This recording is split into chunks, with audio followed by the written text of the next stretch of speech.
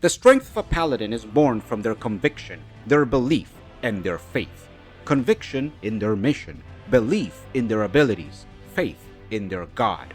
If we judge through these characteristics, then what you see in front of you is the best goddamn paladin in the lands between. A tarnish that holds their doctrine so close to their being that it has overtaken their identity. No name, no desire, only service. From the tree, to the tree, by the tree, for the tree. This is Arbor Vult, a strength faith character that I built with one single dogma. If you have a problem, this build has a solution. My dear viewer, this will be the build that I will take into the DLC. I wanted to create something that was comfortable for my playstyle, but also provides versatility and adaptation. With this build, we are trying to prepare for the unknown and be ready for anything that Shadow of the Erdtree will throw at us. Is this difficult? Yes. But impossible? Never. As always, we will review the stats of this build, the equipment that we use, and of course its applications within the game. Since there is a lot of ground to cover, I have created timestamps in the description of this video in order to make it easier to navigate the content and give you the opportunity to skip straight to the part that interests you the most. Finally, it is important to mention that this build is a continuation of two other builds that I have already uploaded to this channel. Strength Faith is my absolute favorite build type, so I am constantly trying to change things and optimize it. This build is an in-between of the other two, and if you're curious about them, I will leave links in the description. My dear viewer, this build guide will be the longest and most detailed one that I have ever made. I will talk about every single aspect of this character. You should consider getting a drink. Let's get started. This build has the objective of achieving comfort and versatility. We want a build that has high defenses and HP values to increase our chances of survival. Also, we want different options to manage our resources as optimally as possible, which will increase our exploration capabilities. Furthermore, we do not want to sacrifice too much damage, so we combine the available game mechanics with detailed knowledge of its systems in order to squeeze every bit of damage from enemy weaknesses and combo choices. The result is a build that is a true tank with high damage negation values but also good damage, all of which can be increased with a full buff rotation as well as options that specifically counterpick tough enemy types and difficult situations. We want to have every solution to every problem. By applying every single thing that we know about the game and keeping a good toolbox of options, this build wants to be ready for anything and everything that Shadow of the Erdtree can put on the table. To reach this objective, we will be running the following stats. Start the game as the Prophet.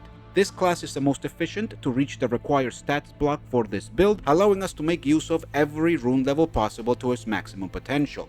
As the primary focus of the build is PvE, I have chosen to base it on rune level 150. Finally, this is the stats block that you want to end up with. 60 Vigor, 35 Mind, 23 Endurance, 56 Strength, 13 Dexterity, 7 Intelligence, 25 Faith, and 10 Arcane. There are many ways to reach these stats. Level up however you feel comfortable. That said, I do recommend that you take the following path. As soon as you are in the lands between, the first thing to do is get your Vigor to 20. Survivability is more important than damage when you're just starting out a character. The second priority will be to get your Strength to 30. This is the primary stat of the build. An early start on it will increase our damage and meet requirements for many good early game weapons. The third priority will be to get Dexterity to 13 and Endurance to 15. This will allow you to meet the requirements of stronger weapons like the Claymore or the Greatsword and give us more equip load to use them or more defensive armor. The fourth priority is to get Vigor to 40. This will allow you to survive comfortably throughout the mid-game, letting you focus on your other stats. The fifth priority is to get Strength to 56. While going through the mid-game, we will need more damage and more options. At this level, we will be capable of dealing an important amount of damage and meet the requirements for the stronger weapons. The sixth priority is to top off Vigor at 60. This will put you at our required HP pool, granting you maximum security to withstand the hardest hitting attacks from the endgame enemies. The seventh priority is Faith to 25 and Endurance to 23. This will finalize the transition into a Strength Faith character, and it will allow us to meet the requirements of all the incantations that we need, as well as wear the armor and weapons that we want. The 8th and final priority is to bring Mind to 35. With all of our options online, we want to put the rest of our points into Mind in order to increase the comfort of the build.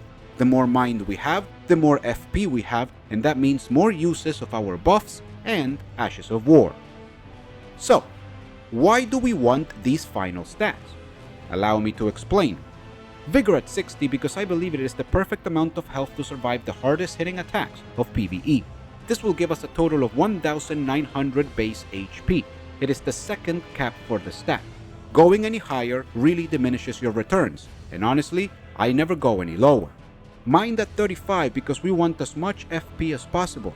I focused on min-maxing the other stats in the build first and then placed every single remaining point into this stat. It gives us a total of 200 FP, which is a fantastic amount to maximize the efficiency of our buff rotation and HP regenerating tools. Endurance at 23 because it has been min-maxed in order to let the character use the weapons and armor that I prefer for this build. It is perfected to have 68.89% equip load. On top of this, we have enough wiggle room for some talisman changes if needed. If you put less points, we lose the build, and if you put more points here, you are wasting them. Strength at 56 because it is the main damage stat of the build. This is the second soft cap of the stat, and it optimizes the damage we deal with both one-handed and two-handed weapons. Dexterity at 13 because it is necessary to meet the requirements of some key weapons that increase the versatility of the build. Claymore, Siluria's Tree, Greatsword, or Dovis's Greatsword are all good options that increase the build's power and require a little bit of dexterity. Intelligence at 7 because it is the base level of the Prophet. We do not use it, and as such, we do not need to level it at all. Faith at 25 because it is the secondary stat of the build. We need it at this level to meet the requirement of the Golden Bow incantation as well as all others that we use. Furthermore, it does slightly increase the attack of some weapons in our toolbox. Finally, Arcane at 10 because it is the base level of the Prophet. It is already enough for the build, so we do not need to level this up at all. Moving on to the equipment, this is the basic layout of the build. The main focus of this character is close quarter combat, high survivability, and adaptability. We want to be able to manage our resources so that we can extend their use, but also maintain a solid defensive base with optimal damage. I believe that this setup will allow us to set a foundation that we can build from to find an answer to every problem. Starting with the armaments, I like to run the Great Stars in the main hand. This is, hands down, my favorite weapon in the game, and that has a lot to do with me using it. That being said, besides my own personal preference, the weapon is actually really good. It provides us with good damage, some of the best stance breaking capabilities in the game, strike type damage, which is almost always superior, innate bleed application, acceptable reach, and the special effect that heals us for 1% of our total HP per hit. It is a fantastic weapon and the perfect main armament for this build because it provides us both offensive power and sustainability. Since the main stat of this build is strength, we are obviously going to run this with the heavy infusion. This maximizes damage and it keeps the weapon buffable so we can cast the Blood Flame Blade on it. We will go over this later when we cover incantations, but this incantation allows us to capitalize on the weapon's innate bleed for maximum procs. As for its Ash of War, I like to use Prayerful Strike. Much like with the Great Stars, this is my favorite Ash of War in the game. That being said, it does have objectively good uses. In terms of damage, it is average, but this is a tool that once again combines power with sustainability. Prayerful Strike, on top of damage, also knocks most enemies into the ground, generating additional advantage. Furthermore, it gives us a very considerable amount of hyper armor to our character, which makes it a great technique for trading blows. And this is its greatest use, to trade blows with the enemy. On hit, Prayerful Strike heals our character for a total of 30% of our max HP. Combine this with the hyper armor that I already mentioned, and we have a tool that lets us trade hits with the enemy, deal damage, and then heal any potential damage that the enemy dealt to us. This recovery from the Ash of War stacks with the recovery from the Great Stars. So, altogether, if we hit an enemy with a Prayerful Strike using the Great Stars, we will recover a total of 31% of our maximum HP. I will go over this later in the video, but for now, it is enough to say that this is a lot of HP recovered. Another good thing about this HP recovery from Prayerful Strike is that it also heals allies that are near you, making it a great option for jolly cooperation or for healing your spirit summon. Oh yeah, one final note. The recovery from the Great Stars and Prayerful Strikes happen on each enemy that we hit. That's right. If we hit 2 enemies, we get 31% HP from each one, totaling 62. If you manage to hit 3 enemies, well, that's 93% and almost a full heal. I am sure that you can now see why this weapon and Ash of War combination is perfect for the build. In the offhand, I like to run 2 armaments, the Icon Shield and the Frenzied Flame Seal. The Icon Shield is the main defensive option that we have. It is a great shield that does not give us a full 100% physical block. It is only 95%. And it has a guard boost of 64 at +9, which honestly is enough but still gets beaten by many medium shields. By the way, do not upgrade this shield to +10 and save your stone. Now, all of this sounds pretty bad at face value. That being said, the Icon Shield does provide us with one of the main advantages of a great shield: hardness level 2. A lot of attacks will bounce off of it, even if a bit of damage bleeds through. Best part is that it does this with a very manageable 11.5 units of weight. This is very light for a great shield. Furthermore, the Icon Shield has a special effect that gives our character a small HP regeneration benefit of 3 HP per second. This HP regeneration, in combination with the already mentioned Great Stars, as well as other tools that we will go over in the video, fully overcome the lack of a full physical block, and that leaves us with a great shield that has all of its benefits at a very light weight. It really helps with managing the amount of endurance we need for equip load. Overall, it is a reliable defensive option that allows us to turtle up when needed while also increasing the value of all of our resources. Also, it looks pretty fucking cool. As for the other armament, as I mentioned before, it is the Frenzied Flame Seal. We will go over this in detail later when we talk about the incantations that this build uses, but for now, the important information is that this build does not use any offensive type incantations. This means that we do not care about the incantation scaling of the seal. As such, we focus on what is most important: the weight. Frenzied Flame Seal weighs 0.0 units, and this means that we can use it without affecting our equip load. This is perfect because we'll have access to all of our incantations without needing to invest any more points into endurance. Since we do not use the offensive aspects of the seal, its upgrade level is completely irrelevant.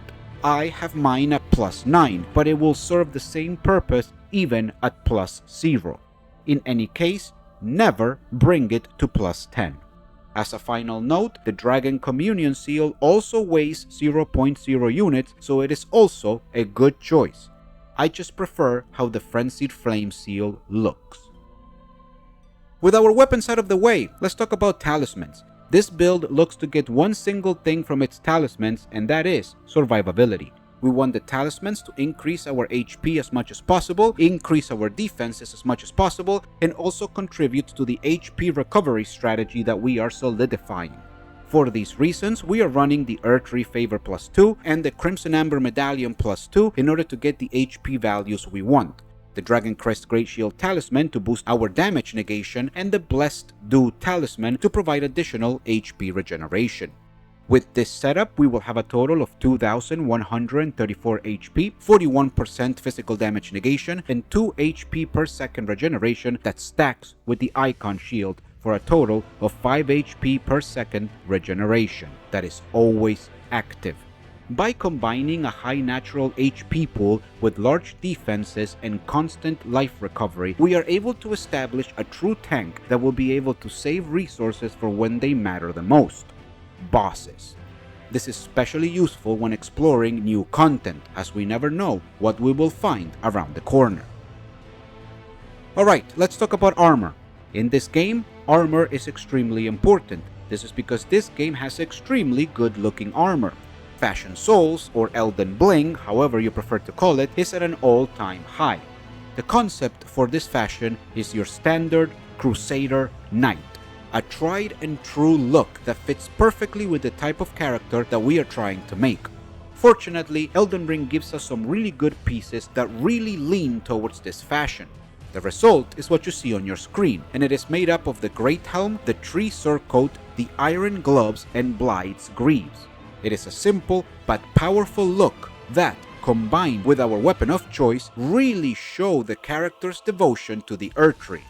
Easily one of my favorite fashions.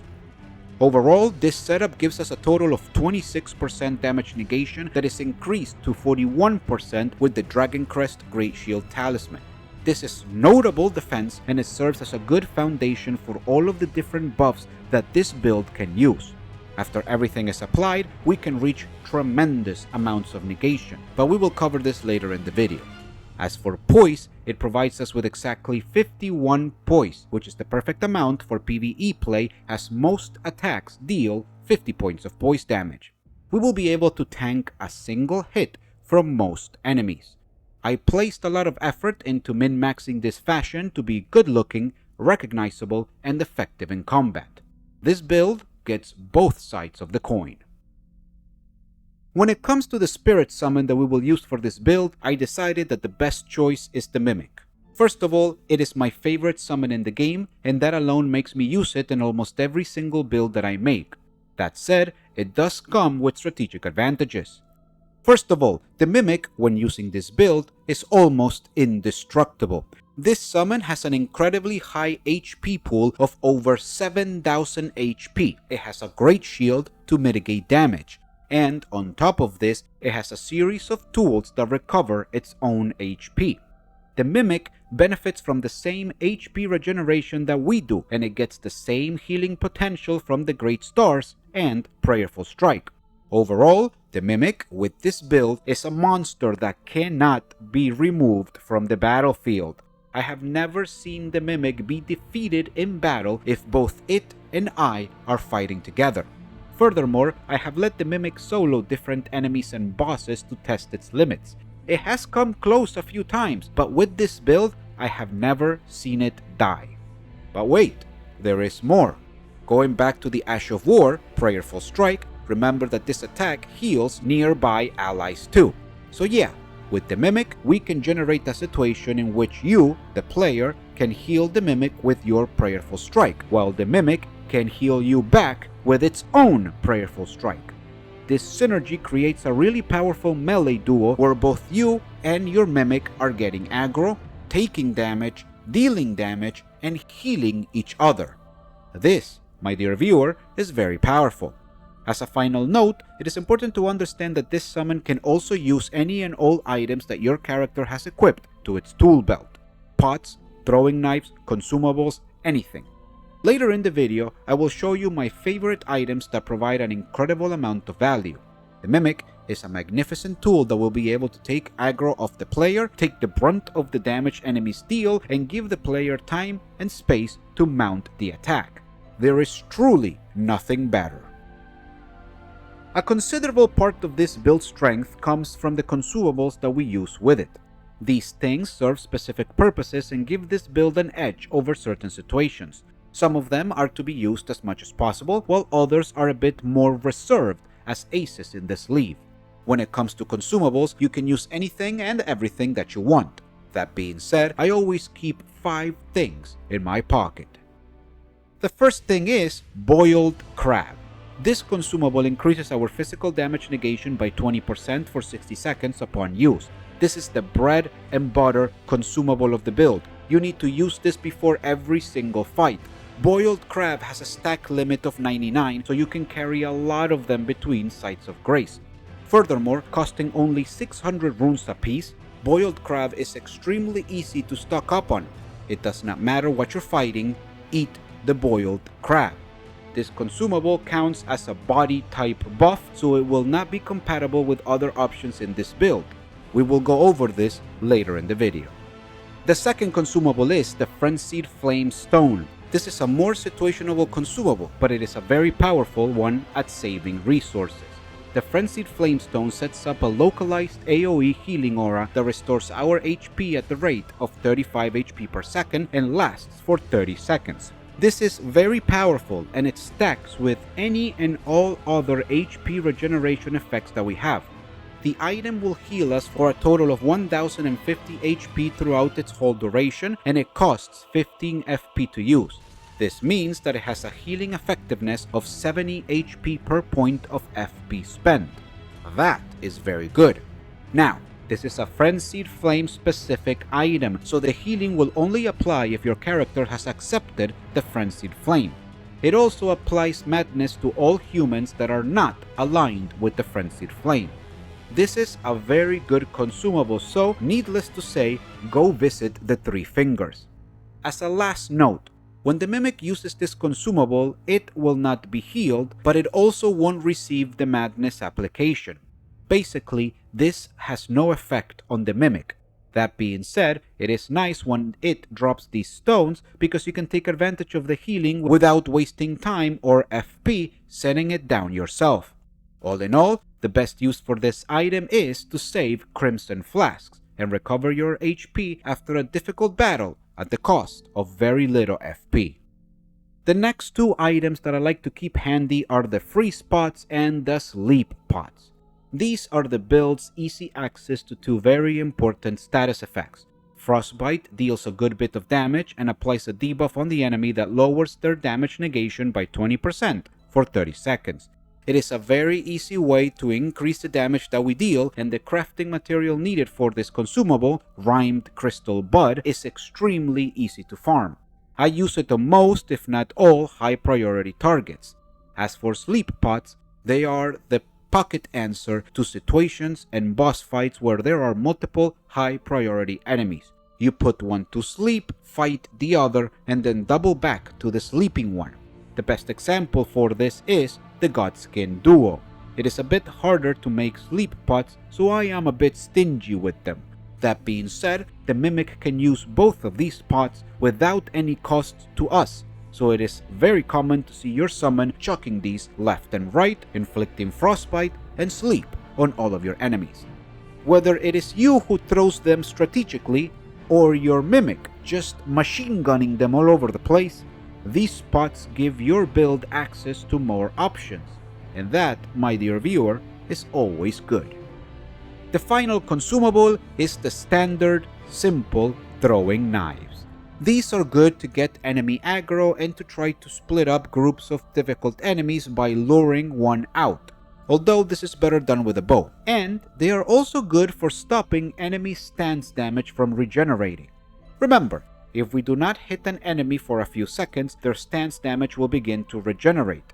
Throwing knives deal 1 point of stance damage, so they are a good option to throw at an enemy and maintain their stance damage up.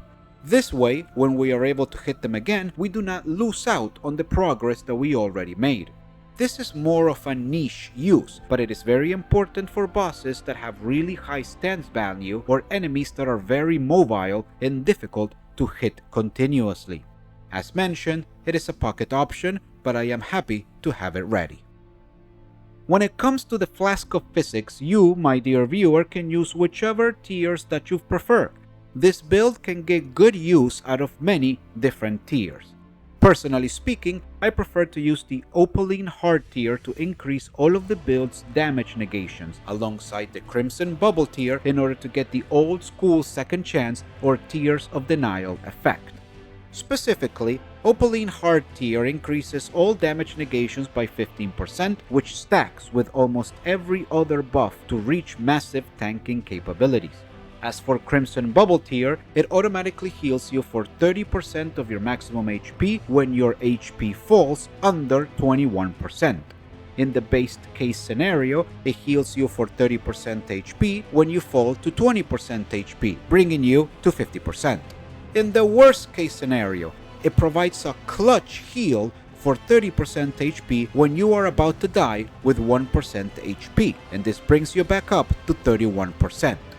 While it is certainly not as good as Second Chance or Tears of Denial, it is a good failsafe to have in place for figuring out bosses.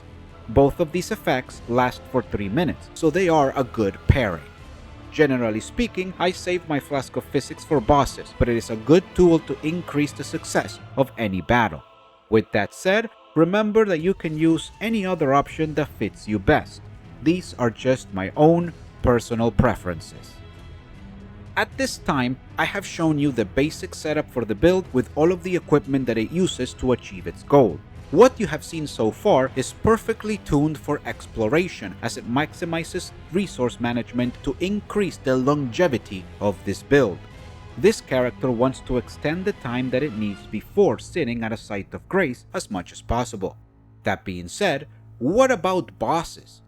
Well, the setup is still good for bosses, but it might lack a bit of damage. For this reason, when I go into boss battles, I like to shift the build towards a more offensive-based orientation. The change is simple. We drop all HP regeneration that the Icon Shield and the Blessed Do Talisman gives us in favor of a second Great Stars and the Old Lord's Talisman. Dual-wield Great Hammers are absolutely fantastic for bosses. They deal great damage, but the secret is the sheer amount of stance damage that they provide. It is glorious. In this way, we will be able to deal more damage to bosses through higher attack rating, but also through more stance breaks that go into critical attacks. The Ash of War in this second Great Star is not really important. You can use whatever you prefer. Personally, I like to put Sacred Oath on it in order to give me a fast and effective answer to undead enemies. As for the Old Lord's Talisman, it increases the duration of all our incantation buffs by 30%. This is very important because we will be able to upkeep all of our damage increasing buffs for longer, and this means more DPS. Of course, this also means that we lose the comfort of the HP regeneration, but honestly, I do not think that it is that important for boss battles. In order for HP regeneration to be effective, it needs time. Boss battles do not provide that much time. We either defeat the boss, or it defeats us within a few short minutes. For this reason, I believe that dropping the HP regeneration in favor of a more aggressive damage-dealing setup yields better results for bosses. This is up for personal preference. Whether you decide to keep the regeneration or move on to more damage, both setups are good enough to defeat anything that the game throws at you. As a strength faith character, we use the armaments of the build for offense, and then we take advantage of our access to incantation to support this offense. There are options to increase our attack, there are options to increase our defense, and there are options that deal with specific situations that could become increasingly troublesome. The list that you see on your screen is my personal preference, so you are welcome to make any changes that you deem appropriate. That being said, I have curated this list to make sure that we have access to answers for as many problems as possible. The list is as follows: Bestial Vitality, Flame Cleanse Me, Golden Bow, Blood Flame Blade, Flame Grant Me Strength, Heal, Magic Fortification, Flame Fortification, Lightning Fortification, and Divine Fortification. Bestial Vitality is one of the best healing tools in the game because it is one of the most efficient healing tools in the game. This is a regeneration type incantation that heals 5 HP per second for 120 seconds. This is a total of 600 HP healed over the course of its duration. Since Bestial Vitality costs 18 FP to cast, we are talking about a healing effectiveness of 33 HP per FP spent. This is very valuable and makes Bestial Vitality one of the most efficient healing incantations in the game. This incantation is very useful in this build because it stacks with the HP regeneration that we already have available thanks to the Icon Shield and the Blessed Do Talisman. As a result, with Bestial Vitality active, we can enjoy a total of 10 HP per second regeneration. To put it into perspective, this amount of regeneration will heal us for a total of 1200 HP throughout the duration of the spell. This is almost 50% of our total HP. As you can see, Bestial Vitality becomes an integral part of our resource management. We are able to save Crimson Flasks for when they truly matter, boss fights.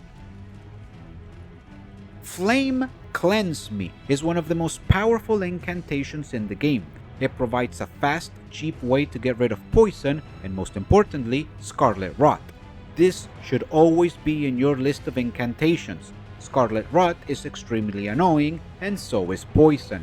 This is especially harmful in Elden Ring because due to the size of the game and all of the exploring that we do, having a damage over time debuff like poison or Scarlet Rot is really bad for your resource management. This can become particularly dangerous in Shadow of the Erdtree because we do not know when the next Site of Grace will be available. As a result, it is important to remove these effects as soon as possible. Furthermore, it is good to note that this incantation deals a very minuscule amount of fire damage to you when you cast it. The damage itself is insignificant, but it is still fire-type damage. This means that we can use Flame Cleanse Me to remove the effects of Frostbite and its buildup from our character. As a result, Flame Cleanse Me becomes an indispensable tool to improve our comfort during exploration. Golden Bow, Blood Flame Blade, and Flame Grant Me Strength are the 3 buff incantations in the list that give us access to a surge of damage. This is our offensive rotation. Golden Bow increases all of our damage by 15% and all of our damage negations by 10%. Flame Grant Me Strength increases our physical type and fire type damage by 20%. And Blood Flame Blade provides our weapon with an additional fire type AR as well as additional bleed application over time. Altogether, they provide an incredible amount of additional damage on top of additional bleed status effect application. In order to get the maximum efficiency from this rotation, you have to cast them in this order: Golden Bow, Blood Flame Blade, and Flame Grant Me Strength. We will go over the nuance of buff stacking later in the video, but for now, it is important to understand that this is the order to cast the buffs because they provide the most uptime from their durations. For this same reason, when memorizing these spells, I take extra consideration to put them on the list next to each other and in this order. That way, it is much faster to cycle through them when casting. Now, Golden Bow and Flame Grant Me Strength are straightforward damage buffs, but Blood Flame Blade does have some specifics to it. First of all, Blood Flame Blade gives our weapon additional fire type AR equal to 40% of our faith-based incantation scaling. This is not a lot, equating to about 57 additional fire type AR with this build. That being said, the most important aspect is the additional bleed application that it provides. Blood Flame Blade applies 40 points of bleed application over 2 seconds, or simply put, it's 20 points per second. This effect applies with every single attack that hits an enemy, stacking with itself. Furthermore, it also stacks with the inherent bleed application of the Great Stars, generating fantastic synergy between the two. As you can see, combining the raw damage increases with faster bleed application, we can improve our offense by a sizable margin. This rotation is very important because it is your bread and butter for maximum damage potential. Heal is the only healing spell that I use. That being said, its purpose is not exactly to heal myself. In fact, I use this spell for one thing and one thing only: to kill Revenants. Revenants are one of the most powerful and annoying non-boss type enemies that you can find in the game. They deal incredible amounts of damage and are in constant motion and attack. They teleport around the area and I am sure you know have that one move where they hit you 1 million times with all of their limbs in succession. It is very difficult to fight them, but fortunately, if you do not let them get started on their offense, then they become much easier to defeat. In order to achieve this, we use Heal. Revenants are very weak to holy damage, but also they are extremely weak to healing spells. If you cast a healing spell with an AoE and it catches the Revenant, they will take damage instead of being healed. The amount of damage they take is always the same, 50% of their max HP plus an additional 300 damage. 2 spells will always take care of them, and since the first spell also staggers them, it is very easy to cast 2 of them back to back for the kill. Since the damage is always the same, I like to use heal because it costs the least FP out of all the AoE heals. If you execute this strategy correctly, then you will defeat the Revenant before it even has a chance to hit you. The quartet of Magic Fortification, Flame Fortification, Lightning Fortification, and Divine Fortification is what I like to call the Resistance Crew. This is our main tool to counterpick the damage type that each of the game's enemies and bosses will deal. They provide resistances to magic, fire, lightning, and holy damage respectively. You should always have one of these active if you want to increase your chances of survival. They are cheap to cast, costing only 20 FP, and they last a considerable amount of time at 90 seconds. Each of these incantations will leave you with about 46 to 49% damage negation against the chosen damage type, using the armor that is presented for this build. It is always a good choice to have one of these on if you know that the enemy or boss deals some kind of elemental damage. Now, this build is also prepared to immediately use Barrier of Gold for magic resistance, Golden Lightning Fortification for lightning resistance, and Flame Protect Me for fire resistance, in the cases that we need even stronger negation values. We can even use Lord's Divine's Fortification for holy resistance with a quick talisman change. These upgraded incantations will give us a total negation value of 66 to 69% depending on the damage type. That being said, these incantations have a shorter duration, 60 seconds, and cost 30 FP to cast. This is a 50% FP cost increase. Generally speaking, I prefer the cheaper fortification incantations that last a longer amount of time as they provide better resource management. That being said, I am definitely prepared to make a switch if I find an enemy with immense elemental damage values. When heading into the Shadow of the Erdtree, it is impossible to know what kind of damage we will need to resist. For this reason, it is a good idea to be prepared for them all. As we have been exploring so far in the build, the number one objective is survivability. When it comes to staying alive longer, the first thing that we must consider is our HP. There are 2 ways that this build boosts the effectiveness of its life. First, we stack HP to reach the most efficient values possible, and second, we focus on different ways that we can recover HP in order to save our main resource, the Crimson Flasks, for bosses and dire situations. Starting with the HP stacking, this build is capable of achieving a static maximum HP value of 2,667 points. By static, I mean that it does not have a time limit. As long as your character remains alive, this will be your maximum HP.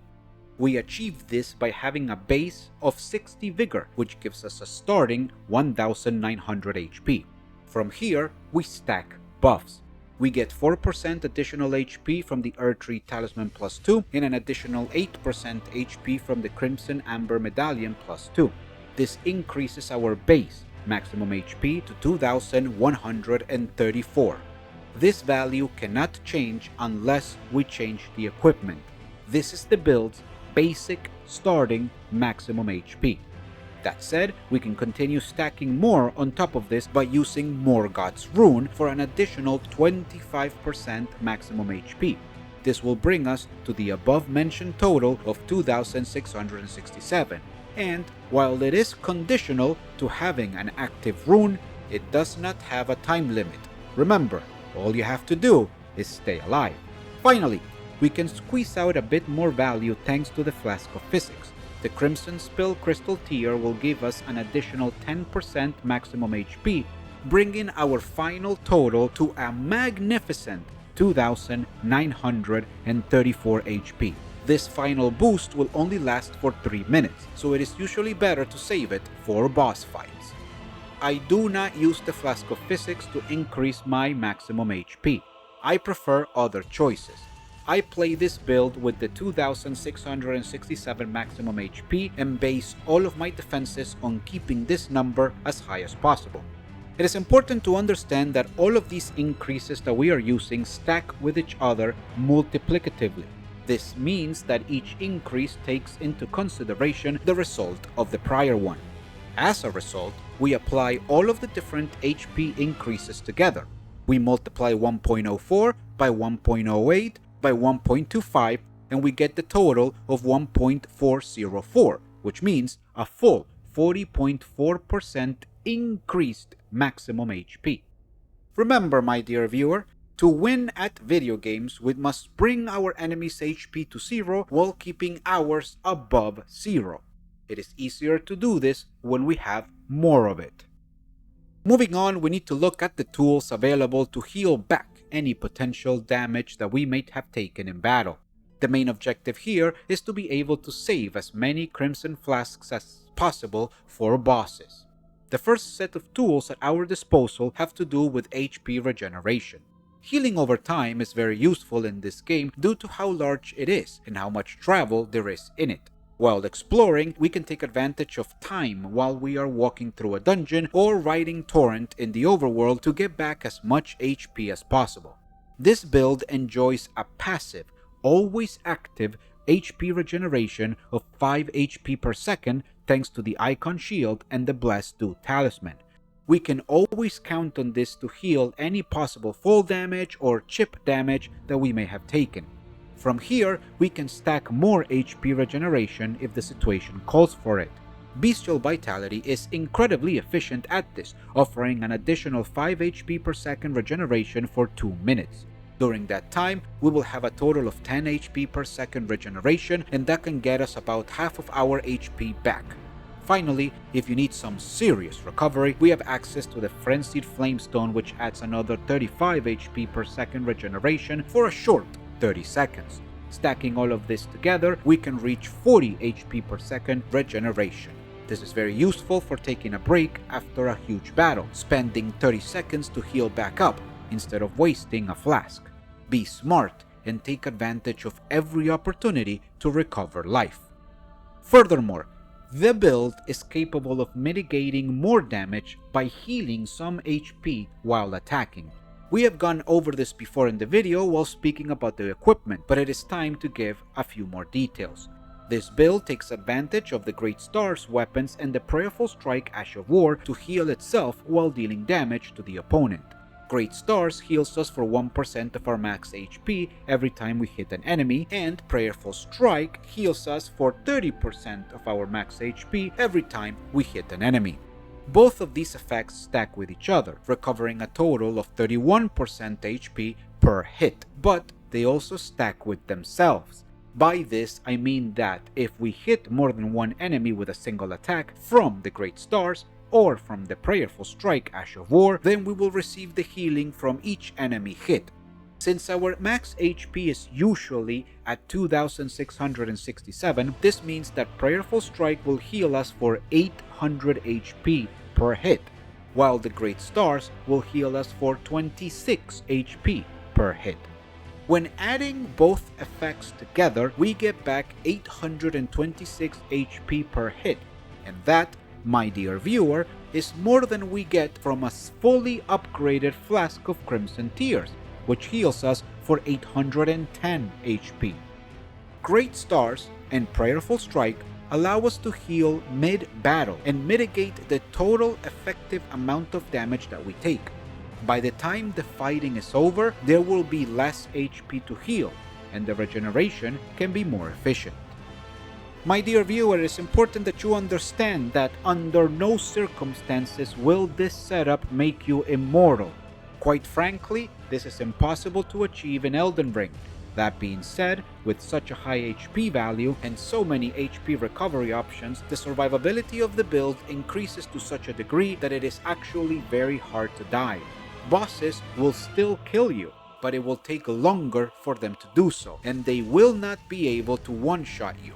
This means that you have more time to learn their patterns and get used to their attacks. Surviving longer means that you have more chances to learn, and that means that you will get good much faster. After going through the HP stacking, we need to move on to buffs.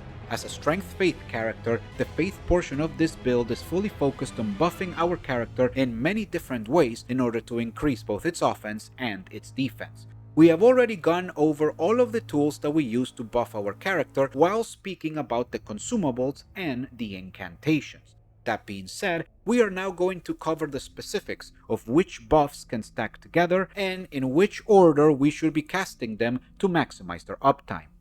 This build uses 4 kinds of buffs: Regen, Aura, Body, and Weapon. The first thing that we need to understand is that Elden Ring lets us use only one buff from each category. So, for example, we can stack a Regen buff with an Aura buff, but we cannot stack 2 body buffs at the same time. It is a simple concept. Only one buff from each category at a time. But we can stack as many buffs as we want as long as they are of different types. For this build, we only use a single Regen buff, which is Bestial Vitality, and we only use a single Aura buff, which is Golden Bough. As such, these two will always be present in every rotation, as they do not have any competitors. As for body buffs, you will see that this build runs a large number of them, so it will be important to understand which one we need to use for each situation. Remember, we can only have one of these active at a time. Flame Grant Me Strength is the offensive buff in the category, and it should be used when looking to maximize damage. Boiled Crab increases our physical damage negation, so it should be used when looking to be a bit more tankier. Not only that, but it is very easy to get Boiled Crab, so, in my opinion, it should be used constantly, as there is no risk of running out. Finally, the Resistant Crew allows us to counterpick the enemy's elemental damage, so picking the right one for the right enemy is essential. Finally, the weapon buffs are very important. Blood Flame Blade is the standard weapon buff for most enemies. The main attraction is the amount of bleed application that it provides alongside a small fire type AR increase. This should be used always unless the enemy does not bleed. As for the other option, it is Sacred Order. This Ash of War gives our character an extra 10% AR, which is nice, but its biggest attraction is the fact that it straight up doubles any damage that we deal to undead enemies. Furthermore, it stops them from reviving, eliminating the need to double tap them. As such, it is the optimal choice when dealing with this type of boss or enemy. By now, I am sure that you have put all the pieces together and figured out the rotations. The basic offensive rotation is Bestial Vitality, Golden Bough, Blood Flame Blade, and Flame Grant Me Strength. This will maximize our damage against most enemies. If you are fighting an undead enemy, then you maintain most of the same rotation, except that we switch Blood Flame Blade for Sacred Oath in order to take advantage of the double damage. If you're looking to be more defensive, you need to understand what kind of damage type you want to resist. For additional physical negation, the rotation is Bestial Vitality, Golden Bough, Blood Flame Blade, and Boiled Crab. If, on the other hand, you want to counterpick a specific elemental damage, we switch out the Boiled Crab for the corresponding fortification incantation. In this case, the rotation would be Bestial Vitality, Elemental Fortification, Golden Bough, and Blood Flame Blade. It is important that you, my dear viewer, remember to cast all of the buff in this exact order. We start with the buff that has the longest duration until casting the final one with the shortest duration. In this way, we are able to maximize the amount of time that the full rotation is active, and we do not waste the uptime of the shortest buffs while casting the others. This becomes increasingly important if you decide to use the Old Lord's Talismans to increase the duration of the buffs. If you do this, keep in mind that the Boiled Crab is a consumable, not a spell, and as a result, will not have its duration increased. Finally, I am sure that you are asking about the Flask of Physicks. I did not include it in this section because it is actually very simple. The tiers that I use in my physics both last 3 minutes, and they do not overlap with any of these categories. As a result, when you're ready to go into a boss fight, use your physics first, and then begin casting the desired rotation. Keep in mind that if you change tiers in your physics, this strategy might not work anymore, so always keep an eye out for the duration of each tier that you decide to use. The last thing that I want to talk about for this build is the Toolbox. The concept of the Toolbox is a collection of specific answers for situational problems. We avoid annoying or frustrating situations by always having the right tool for the job. Much like in life, where we use a hammer for nails and a screwdriver for screws, the Elden Ring Toolbox has an answer for many different kinds of enemies. The philosophy is that we do not need these tools to be constantly equipped. We just keep them in our pocket for when the moment presents itself. In this way, these extra tools do not affect the build, but they are always be ready to be used when called upon. There are two kinds of tools that I like to keep in this toolbox: Armaments and Talismans. The first armament that I keep in my pocket is the one that we spoke about before. I like to keep a second great star with the Sacred Order Ash of War. This weapon serves two purposes. It allows the build to dual wield 2 great stars to increase damage output when needed, especially against bosses, and then it also gives us a direct answer to undead enemies through the Sacred Order Ash of War. This Ash of War increases the weapon's AR by 10%, but it also doubles the damage we deal to undead. That's right, a direct 100% damage increase to all undead. On top of this, it does not allow undead enemies to revive, avoiding the need to double tap them. When battling undead, this is the answer. The second armament I like to keep in my pocket is a Claymore with the Gravitas Ash of War. This tool serves as a direct answer to flying enemies. Gravitas is an Ash of War that pulls enemies towards the caster. If the enemies are flying, they are immediately brought into the ground and staggered for a few seconds. This allows us the chance to kill them before they can take flight again. Since Gravitas AoE is a bubble centered around the caster, it is very easy to catch flying enemies as they are attacking us. Personally, I find flying threats to be very annoying, so I am happy to have this in my pocket for when they appear. The third armament is a Misericord with Bloodhound Step, a simple option that tries to increase quality of life for the build as well as adding optimized critical hit damage. Bloodhound Step gives this build an option that increases mobility and agility. Furthermore, it is a good tool to help the character traverse difficult terrain. We mostly find difficult terrain in poison and rot swamps, so it is a good idea to get through these as quickly as possible. And then, we cannot forget that Misericord has an incredible critical rating of 140. This means that any backstab and riposte damage with this weapon will be maximized. Seeing as how this build is very good at breaking stances, it is a considerable damage boost. The fourth armament is the Erdtree bow. Having a bow in our pocket is very important. It allows us to pick weak enemies from afar and, in this way, avoid getting overwhelmed by large group. Also, it allows us to pull strong enemies away from each other in order to force them to fight us one-on-one, where we have the advantage. And finally, the Erdtree bow specifically has a special effect that keeps undead enemies from reviving. Since we do not have to double tap these kinds of enemies, it is a good tool to snipe undead from far away, without worrying about the regeneration. If there is one thing that I learned from Dark Souls 2, it is to always have a bow prepared. The fifth armament is the Erdtree Great Shield. All things considered, this build has a weakness against ranged combat. I made this character to be a close quarter combat machine, and that means that snipers can present a problem. Generally speaking, bows and crossbows can be strafed successfully, but mage snipers tend to give me problems. Since I really do not want to deal with this, I like to carry the Erdtree Great Shield. Its Ash of War acts as a magical projectile parry that reflects the attack back in the form of a bolt of holy energy. It is a relatively cheap Ash of War that provides a lot of damage and a good answer to this problem. This is a tool that I am okay with not having to use ever, but it is important to have when the wizards start to pressure you. Finally, the last armament is the Sentry's Torch. Look, I am sure that everyone remembers Ordina and the stupid fucking assassins that were invisible. This part of the game was incredibly frustrating and quite frankly not fun. I still have nightmares about it, and it was mostly because of the assassins. The archers were honestly not a problem. For this reason, and in order to never be caught off guard again, I always keep a sentry's torch in my pocket. This torch, like every other, is a good source of light, but this one specifically has a special effect of revealing invisible enemies.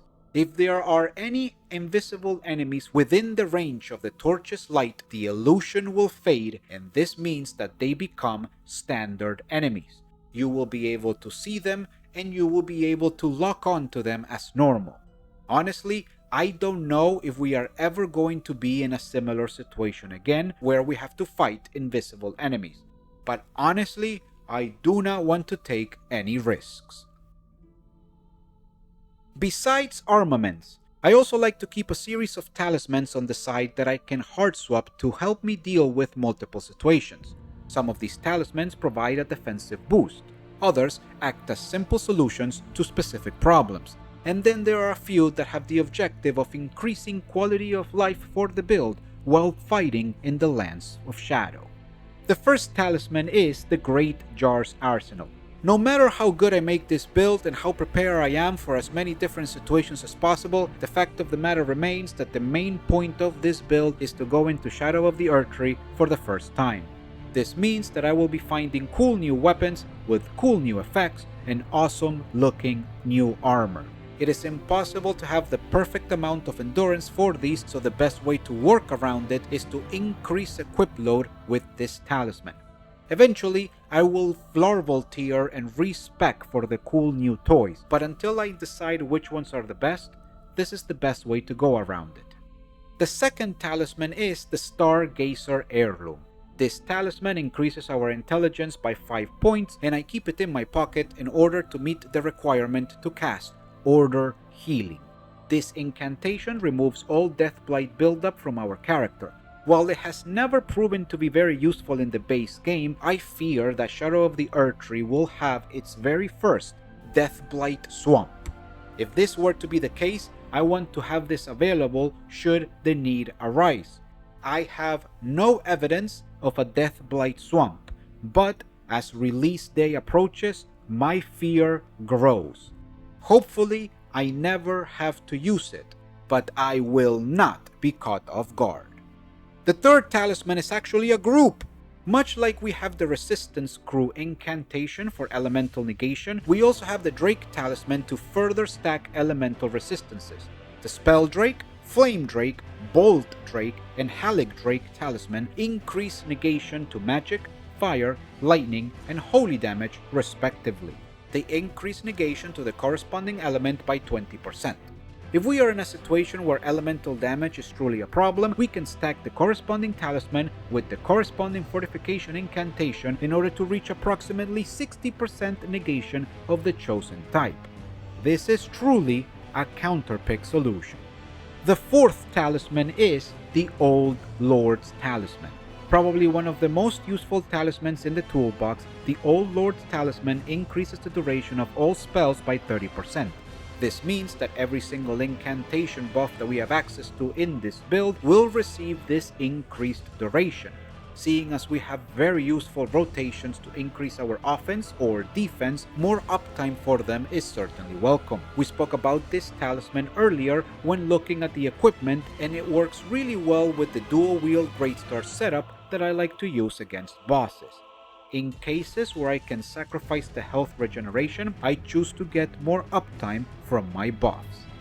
Finally, I like to keep in my pocket both the golden and silver scarab. They are very useful because, once again, this build was made for Shadow of the Erdtree. It is entirely possible that the DLC might give us new merchants that sell string, or maybe we might even be able to purchase larval tiers. If this were to be the case, the additional 20% runes we get from the gold scarab will come in handy for faster purchasing power. As for the silver scarab, we know for a fact that the DLC will have new weapons and armors. Some of these will have fixed locations, but I am sure that there will be others that can only be obtained as drops from enemies. Specifically, this talisman increases our discovery by 75 points. In these situations, getting a bit of extra discovery can go a long way. Who knows? We might be able to farm larval tears. Please let me farm larval tears. My dear viewer, we have reached the end. If you're still watching after all of this time, please allow me to express my utmost gratitude. I understand that watching a build guide as long as this one can be tiring and time consuming, so I appreciate the effort. This build is my favorite build type in the game, and I have changed it many times, trying to improve it and optimize it little by little. This is definitely not going to be the final version, as we will be getting a lot of new equipment in Shadow of the Erdtree, but I will say that this is the closest that I have ever gotten to the perfect vision. A build that can survive all enemies and tackle all challenges, with as many solutions to as many problems as possible. Of course, this build does require a specific playstyle that is more methodic and patient. I understand that this may not suit every player, but it is certainly the best for me. And still, it is impossible to be ready for everything at all times. The concept of the unknown is just that, a lack of knowledge. There will most definitely be something that I did not think about, or something that I am not prepared for. But that is exactly why first playthroughs are so special. Thank you very much for your time, and I hope that I get to see you on the next one.